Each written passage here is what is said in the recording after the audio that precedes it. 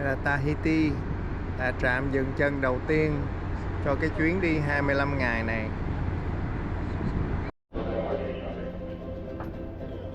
Bây giờ bắt đầu chính thức bước chân lên đảo Tahiti.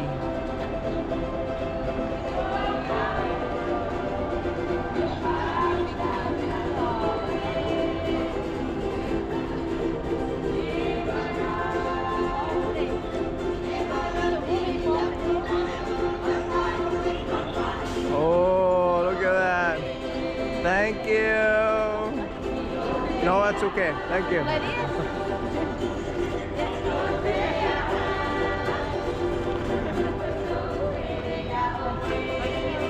Đây, đây.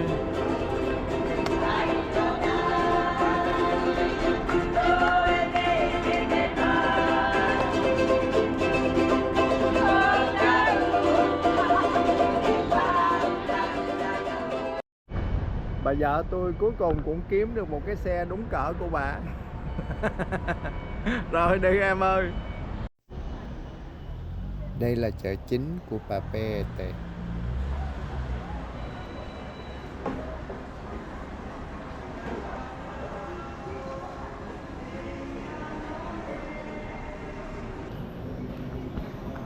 Giá ở đây là khoảng chừng 1 đô Mỹ là chừng 100 franc ở đây. Tức là cái này là đọc là 2 đô một bó hay là 5 đô 3 bó.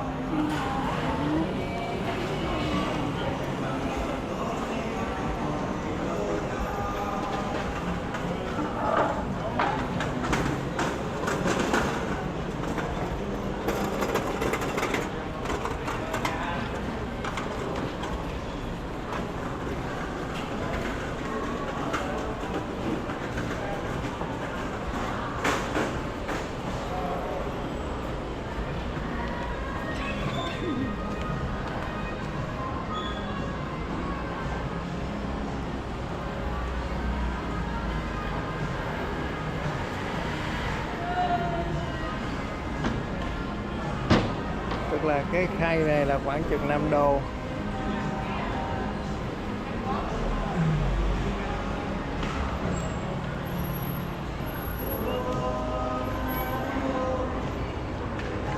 Vậy là cái con cá này là 15 đô một con. Tại vì một là 100.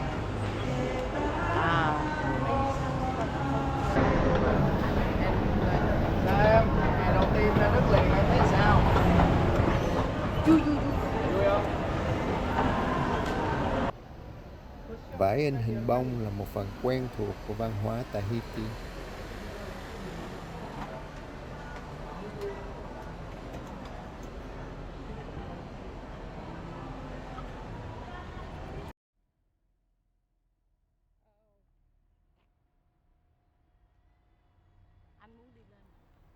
Những tòa nhà cũ vẫn còn giữ lại kiến trúc thời trước.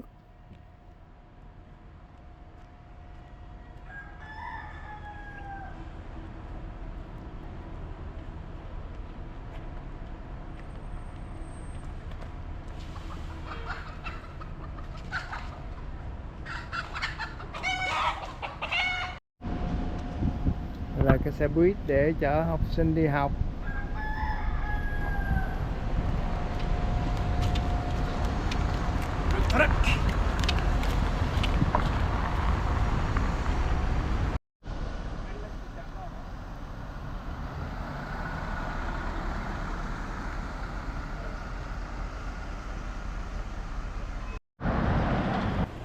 Nhà là nhà thờ Đức Bà ở Tahiti. Không có vô được bởi vì cái lễ họ đã làm sáng nay rồi. Bây giờ họ không có mở cửa.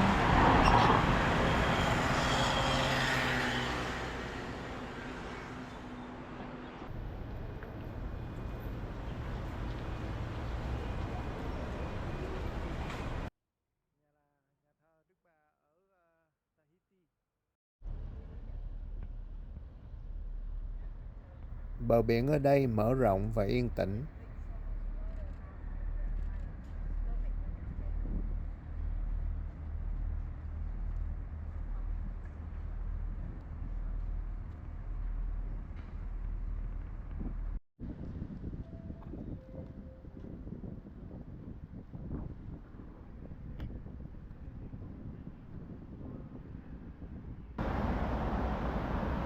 vẫn tìm được đất cơ nè. Nhà nữa, Tahiti. Nhà này nè, 560.000 cho 125 mét vuông.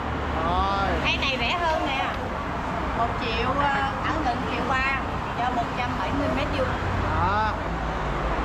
Để anh về anh kiếm dưới salon coi có 560.000 nằm lấy đất đâu đó không, rồi anh qua để anh mua nha em. Nhớ nha. Ok.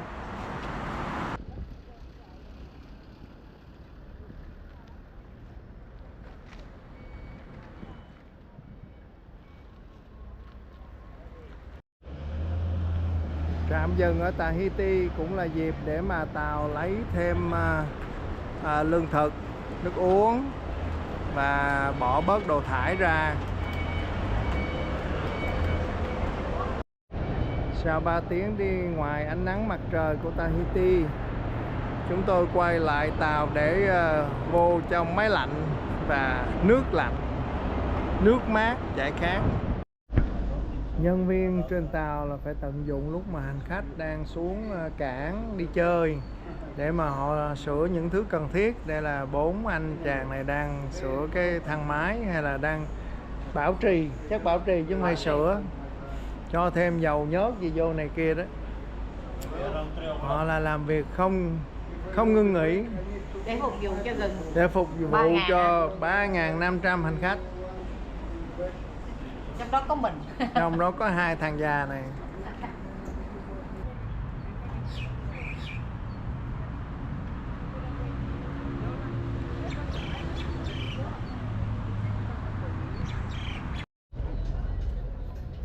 Cái chiếc tàu mà đang đi ra đó là cái tàu hạng sang. Mỗi một người đi trên tàu này là trả khoảng gấp 10 tiền cái tàu hiện tại của chúng tôi. Và mỗi một hành khách đều có phòng đặc biệt, phòng gọi là phòng hàng suite đó, không có những phòng hàng rẻ tiền hơn đâu. Là con tàu chỉ cần nhỏ thôi, bởi vì mỗi hành khách trả rất nhiều tiền rồi, nên là hãng tàu vẫn có thể lời được. Cái này là chỉ là giấc mơ thôi, chứ không bao giờ mà chúng tôi có thể đi cái con tàu như thế này được.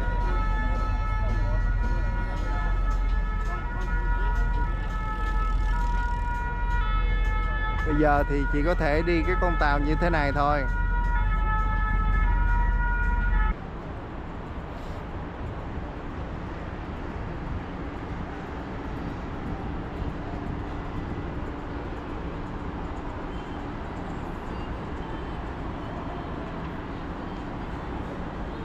Em ơi. Ôi. Tối nay tàu sẽ rời cái hòn đảo xinh đẹp Tahiti này. Em có cảm nghĩ gì không? Đảo này có khoảng 1 triệu người ha, nhưng mà nó xây dựng thì là đẹp. Ngày mai là mình sẽ đi Moorea để coi cái đảo đó nó khác đảo này ra sao nha. Nhưng mà bây giờ chuyện quan trọng nhất là mình phải đi kiếm đồ ăn.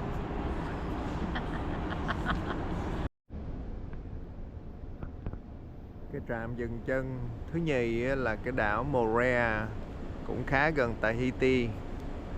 Ở đây thì không có cái cảng để tàu vô sát, nên là phải dùng cái tàu trung chuyển này để đi vô. Nhưng mà bây giờ sẽ đi ăn sáng trước để nạp năng lượng, để sẵn sàng để bơi lội ở dưới hai em. Đây nè, bà vợ tôi là bà đã chuẩn bị sẵn sàng rồi, mặc đồ bơi rồi đây nè. Thôi em nhảy xuống nước em bơi vô luôn đi em. Cần gì chờ tàu. Không có can đảm. Không có can đảm. Thôi bây giờ mình vô phòng ăn, mình ăn một vài dĩa can đảm đi rồi mình đi vô.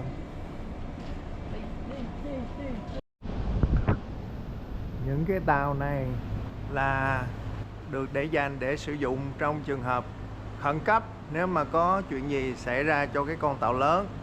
Nhưng mà ngày hôm nay thì chúng nó sẽ được sử dụng để làm tàu trung chuyển, để chuyển hành khách từ tàu lớn lên hòn đảo Moorea.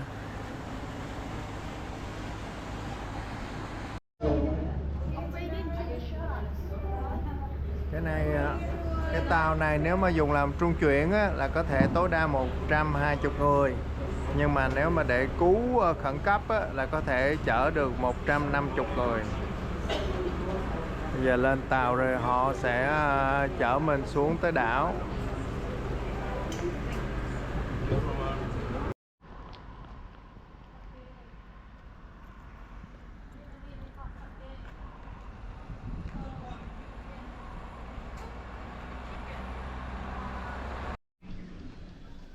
Từ chỗ tàu trung chuyển thả xuống đi bộ đến đây là khoảng chừng 1,5 cây. Khi thấy cái bảng Magic Mountain này đó là quẹo vô cái đường này, là cái đường mòn đó sẽ đi lên núi Magic Mountain, nhưng mà sẽ đi ngang qua nhà riêng của người ta, nên là phải vô cái nhà này trả tiền cho họ để được quyền đi ngang qua, là mỗi người là $2 thì chưa biết là cái đường mòn này mình đi vào trong thì bao lâu sẽ tới trên núi. Hôm nay là chúng tôi đi lên Magic Mountain ở Moorea. Thì từ đây cho đi lên trên đỉnh đó, là còn khoảng chừng 1,5 cây nữa. Đi được một khúc thì thấy con tàu nằm ở xa xa kia. Nhưng mà đoạn đường thì còn dài lắm, không biết đến bao giờ mới tới đây. Thôi cứ đi tiếp nha. Đi đến đây thì đường tẻ ra làm hai. Cái đường bên trái này á thì dễ đi hơn nhưng mà sẽ xa hơn, nên chúng tôi sẽ chọn đi đường bên phải. Nó sẽ khó đi hơn nhưng mà gần hơn, để ráng leo thử coi sao nha.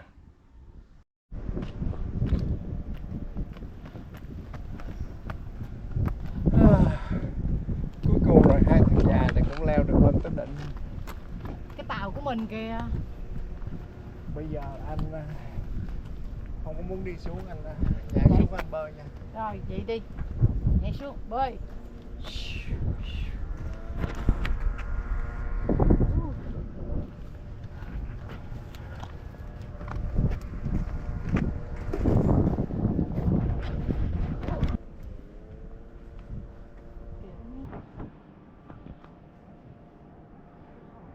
Sau khi nghỉ chân chừng 200 lần và một khoảng thời gian dường như là 2 tuần lễ, cuối cùng hai ông bà già này cũng leo được lên tới đỉnh. Nhưng mà cảnh tượng trên này thì rất là đáng công. Đi 1,5 cây lên dốc.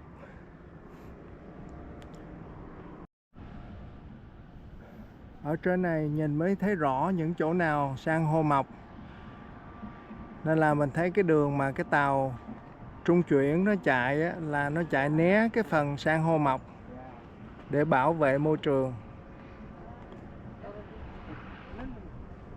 Ở cái tàu của chúng tôi là phải đậu ở phía xa, tại vì không có vô gần được, tại vì có san hô ở trong này.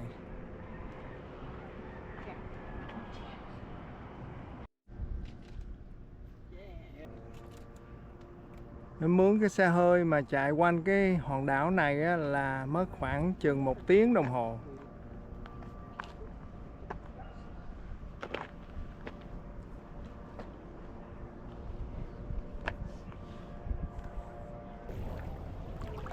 Các hành khách đó đang đi lên cái tàu trung chuyển để đi trở lại cái tàu lớn ở phía bên này. Nhưng mà chúng tôi đang mắc chơi bơi lội với cá, nên là chắc sẽ đi trong một chuyến sau, hay là có thể là bà vợ của tôi sẽ bơi thẳng ra tàu, tại vì bà còn sung lắm. Bơi đi em, bơi dữ đi em. Bơi tại chỗ. Hay là bây giờ bơi vô bờ nè, cho gần nè.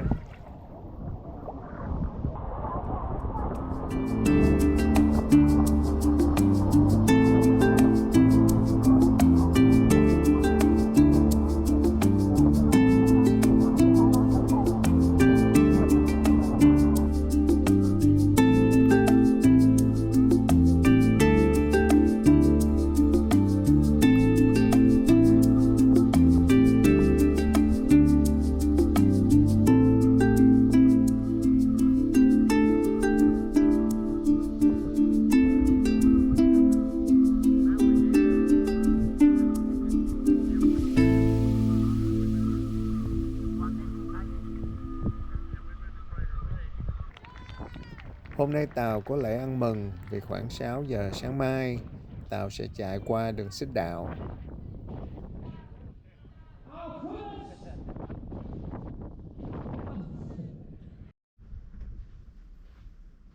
Đây là cảnh từ phòng lái tàu. Em biết tại sao anh chiếu cảnh này cho em coi không?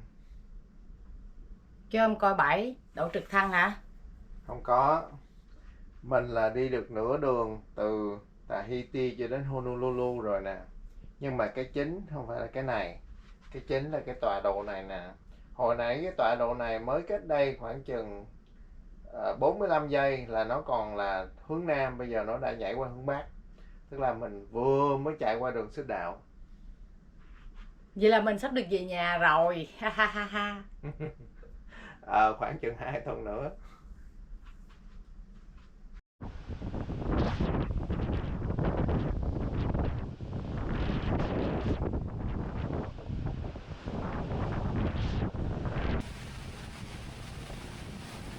Hai người bạn trên tàu đi tour coi cá đuối và cá mập con và cho phép chúng tôi bỏ vô video này. Họ có đăng trên trang Facebook There You Go của họ.